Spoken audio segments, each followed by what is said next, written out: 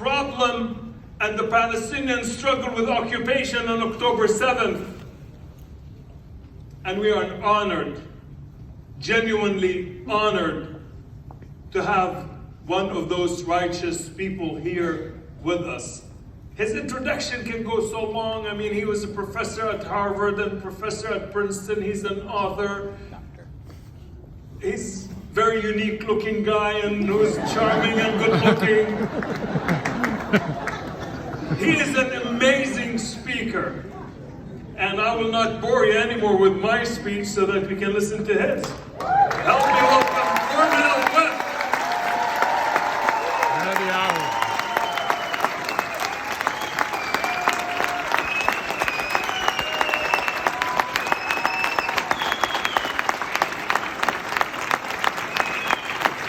What a blessing and an honor. What a privilege to be here. Dearborn, Michigan. Focusing on Gaza. Precious Palestinian brothers and sisters still standing tall with dignity and resiliency. That's what we're here to talk about. My dear brother Khalid, where is it? Where is it? Where is it? Yes, give it up for this brother. Oh,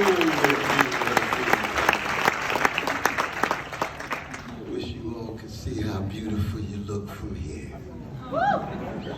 All the beautiful faces and colors and genders. No, you're looking more beautiful than me, I can tell you.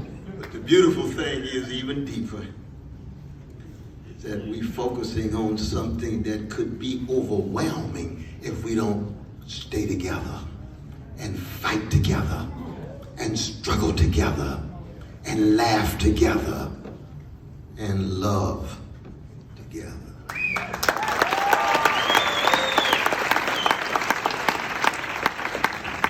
I am who I am because somebody loved me. Oh, somebody cared for me, tended to me. I'm talking about Irene B. West and Clifton West and Shiloh Baptist Church and Reverend Willie P. Cook and the Black Panther Party.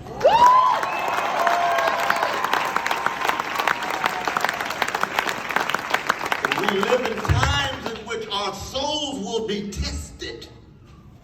And we have got to dig deep inside of ourselves to determine who we really are in our short trek from mama's womb to tomb. And the question is, what kind of courage will we straighten our backs up? Will we raise our voices in such a way we're willing to pay a cost and bear a burden? And you can't do that by yourself. So you have to begin with your own story. You see, I come from a great tradition of a grand people. Black people in the belly of the beast of the American Empire. 400 years of being chronically hated every day, every month, every year. And yet dishing out love warriors every generation. Teaching not just the country, but the world something about love, something about kenosis, emptying yourself, serving the least of these and doing it with style and a smile. All right. That's John Coltrane's Love Supreme. We right next to Detroit. Aretha Franklin. Those are not just entertainers. Go hand in hand with Harriet Tubman and Ida B. Wells and Frederick Douglass. 244 years of the most barbaric slavery known in the modern world. Average slave dies at 27 years old. What are you going to do in the face of that kind of catastrophe, that kind of Nakba? Oh, what did the best of black people do? That's my tradition. That's what I choose to be a part of. What did we do? We straightened our backs up. We organized. We had solidarity. And we were willing to bear witness and bear any cost. Why? Because in part, we love the children. So most of the slave insurrections had to do with the funeral plural of the slave, children. That's where it came from. We can't take it no longer. We've got to do something. And if we don't do something, the rocks are going to cry out. That's where we are with Gaza.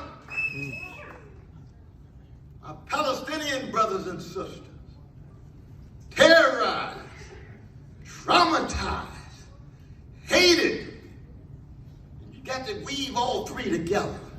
Because yes, it's a vicious Israeli occupation. Yes, it's 75 years of vicious ethnic cleansing and an apartheid regime, but it's also spiritual and psychological.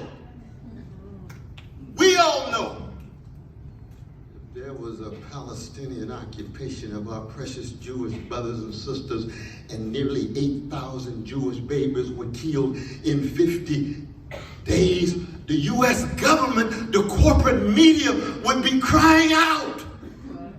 Well, I'm here to tell the world, and especially straight to Gaza, where they are dealing with a genocidal assault. We believe that a Palestinian baby has the same value as any baby in the world. Any baby in the world, I don't care what color, I don't care what gender, that baby can be Israeli, Iranian, Iraqi, that baby can be chocolate in Detroit, that baby can be vanilla in Dearborn. Something so simple. The golden rule becomes revolutionary. And that's what we have to stand for. Because my tradition always begins with morality and spirituality. And so it is with my dear brother. Each time I get up to speak about Palestine, I think of my dear brother Edward Said. What a giant, what a genius. I was blessed to work with him for 40 years. I can see myself now, he and I by ourselves with a few folk, Iqbal, Ahmad. You remember Iqbal? What a giant he was. Just calling for the New York Times to use the word occupation. How impoverished and decimated can your vocabulary be? Even the Democratic Party today won't use the word occupation in their platform. Oh, that's a disgrace. Shame. And we are simply here to say, truth crushed the earth will rise again. No lie can live forever. Sooner or later, you're going to have to come to terms with the precious humanity of Palestinian brothers and sisters in the face of overwhelming hatred,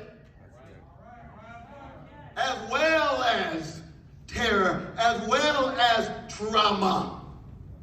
And the challenge becomes, can we respond to hatred without hating others?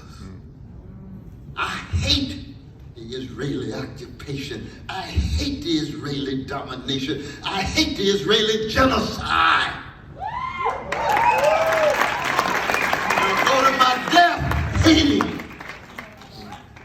That doesn't mean that I hate all my Jewish brothers and sisters. No. I keep track of the Jewish thugs and gangsters who lose sight of the precious humanity of Palestinian brothers and sisters, who think they can go through life with impunity, no accountability, no answerability, absolving responsibility. How in the world are you going to have 20,000 precious Palestinians as human shields? Only a sick corporate media would accept that kind of lie and manipulation.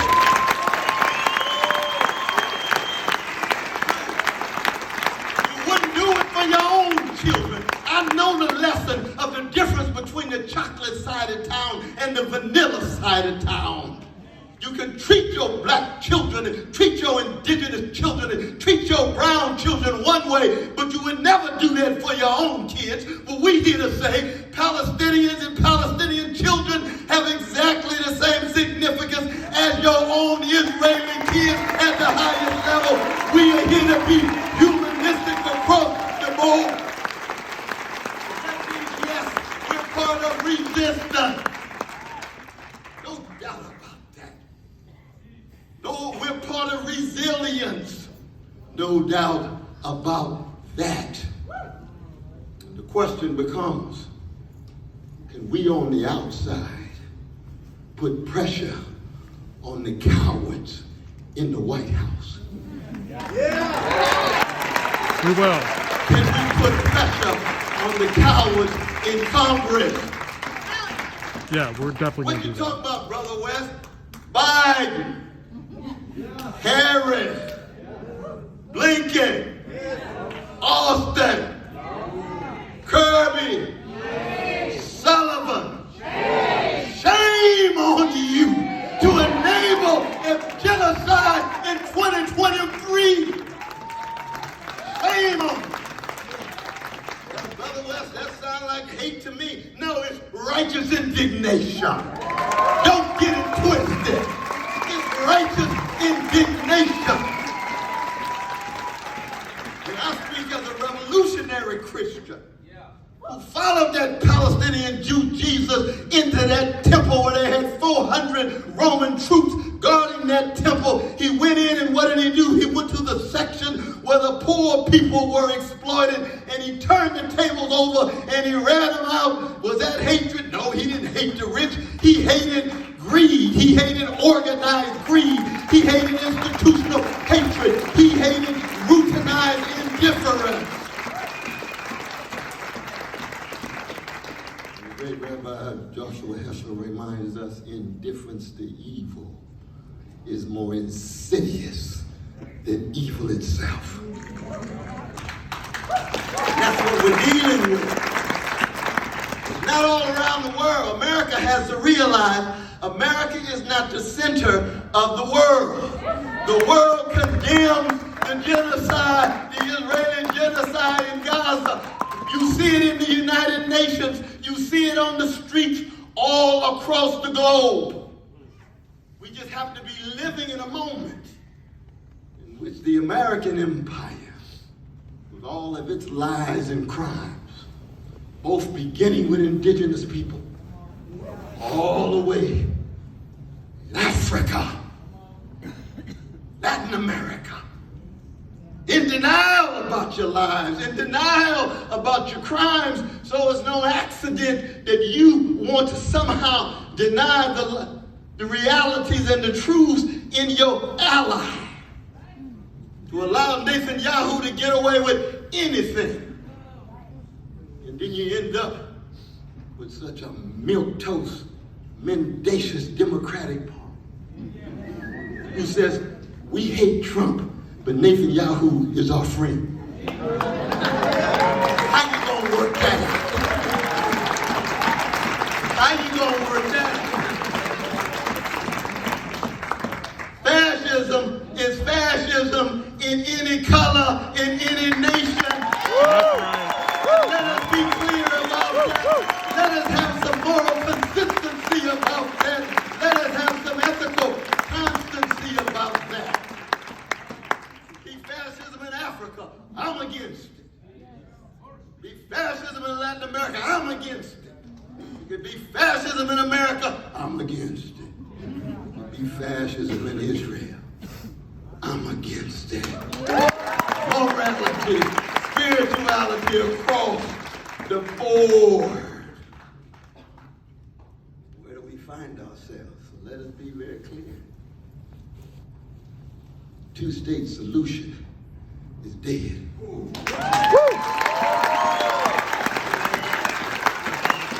There once was a time when we could aspire to a two-state solution. But the right wing in Israel continued the expansion. The settler colonial project continued to gobble up the territory. So they undercut the very possibility of a two-state solution. And you ended up with what? You ended up with a river to the sea apartheid regime, which is what you have right now. That's one of the hypocrisies of talking about the river of the sea. Brothers and sisters in the street talking about the annihilation of Jews. What a lie. What a lie. I have never heard in all of my rallies one Palestinian call for the annihilation of Jews. Don't project your own conceptions on somebody else.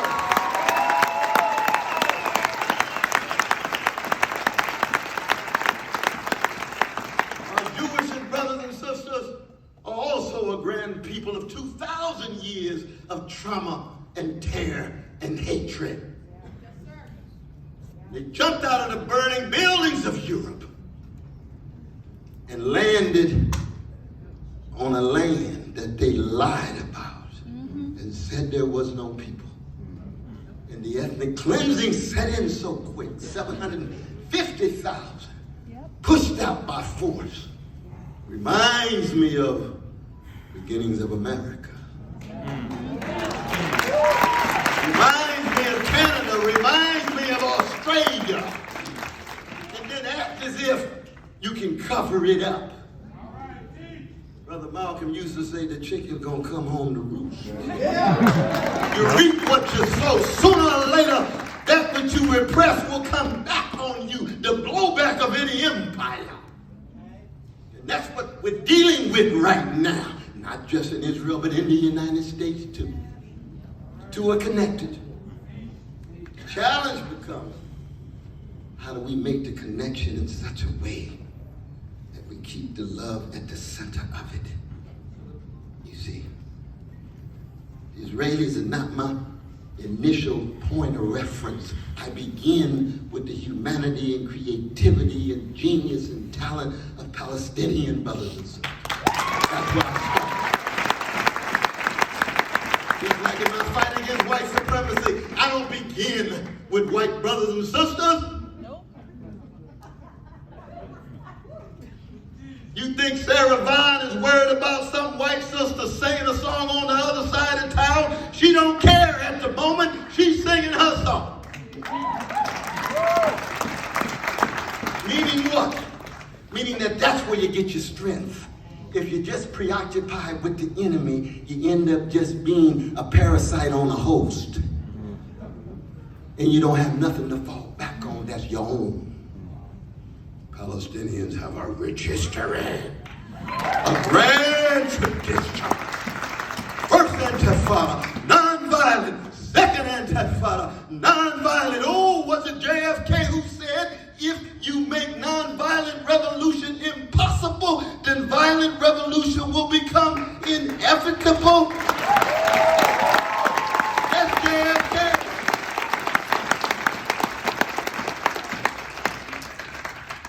I don't like violence. I don't like the killing of any innocent person. No matter who it is, no matter what color, ethnic identity, or religious identity. But I do support resistance that focuses on the transformation of occupation and domination and genocide. Well, where does that leave us? That means that we, more than ever, are going to see a wave of marvelous, spiritually infused, morally driven militancy as a result of the awakening. Too many of our citizens have been sleepwalking and not realizing what has been going on in the Middle East for so many years. And no, we don't begin with October 7th. No, not at all. We can go further back to 1948. We go back to 1917 with the Balmoral Declaration. The British Empire imposing its will, because that's what empires do. And now that the American empire is in the driver's seat, treat other nations as if they just deferential to us. I just want America to be a decent nation among nations. We don't have to be an empire. We're shaping the whole world in our interest and in our image, especially our corporate interest and our corporate image. No! Look at the world from those Frantz Fanon calls the wretched of the earth, where decolonization in various forms is unleashed in such a way that those who have been degraded and demeaned themselves undergo a spiritual and moral awakening. That's what we need today. Not just in the American empire. We need it in Dearborn and Detroit. We need it in New York and Chicago. We need it in Haiti. We need it in Mexico. We need it in Ethiopia. It's a global thing grounded in the local. So let us sing. Our precious brothers and sisters and siblings in Gaza and the West Bank, we see you, we love you, we are attending to you. We are not just raising our voices, we are putting our bodies on the line.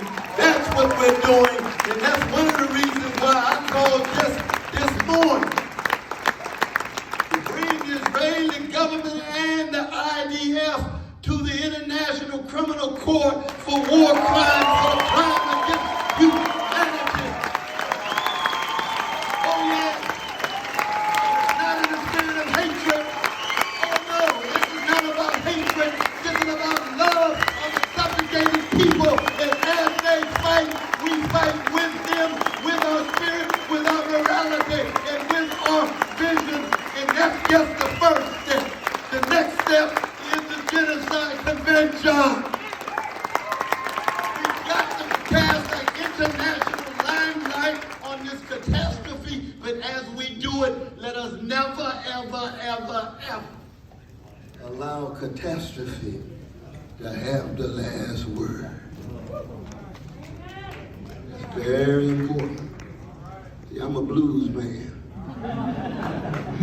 The blues ain't nothing but a personal story of catastrophe lyrically expressed.